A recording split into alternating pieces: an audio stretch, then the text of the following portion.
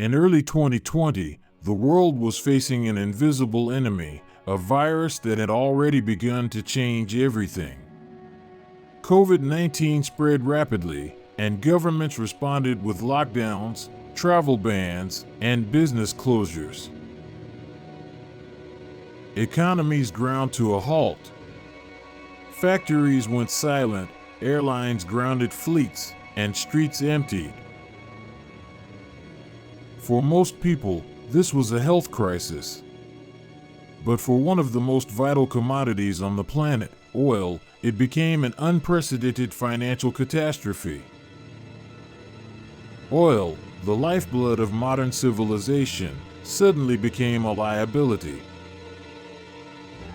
Demand plummeted. Refineries were idle. Storage facilities filled to capacity. For the first time in history, the price of oil would not just fall, it would turn negative. How could this happen? It begins with the way oil is traded. Most oil is bought and sold through futures contracts, agreements to buy or sell a certain amount of oil at a specific price on a future date. Traders, investors, and institutions all use these contracts to hedge risk, speculate, or lock in future supply. But futures are tied to physical delivery. You cannot simply print oil or store unlimited barrels. Tanks have limits. Pipelines can overflow. And when storage reaches capacity, a contract becomes a ticking time bomb. In April 2020, West Texas Intermediate, WTI, crude oil for May delivery was trading near zero. Storage in the United States was nearly full. Traders holding contracts that required physical delivery faced an impossible choice: either find a place to store tens of thousands of barrels at enormous cost or sell at a loss. By April 20th, the price of WTI plunged below zero for the first time in history. Traders were paying others to take oil off their hands. Brokers scrambled. Exchanges reacted frantically. Headlines screamed in disbelief: oil had gone negative. The world watched, confused. How could something so essential, fuel for cars, planes, factories, and heating, suddenly have a negative value? The answer lies in a combination of extraordinary circumstances. A global collapse in demand due to COVID-19. Oversupply from major producers who continued pumping oil. Storage capacity that could not absorb the glut. And the mechanics of futures contracts that forced traders to either take delivery or sell at any price. Some investors saw opportunity.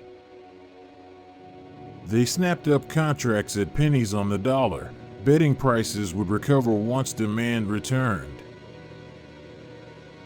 Others were trapped, unable to store the oil and forced to take huge losses. Meanwhile, the ripple effects extended far beyond traders. Airlines had grounded fleets, consuming far less fuel. Gasoline demand plummeted. Refineries ran at reduced capacity. Petrochemical plants slowed. Millions of workers in energy-related industries faced uncertainty and layoffs. Yet, paradoxically, the physical world still functioned.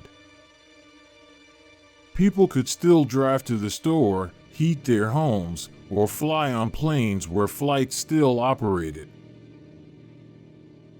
The negative price was a financial signal, not a literal event for everyday life, but for markets, it was catastrophic.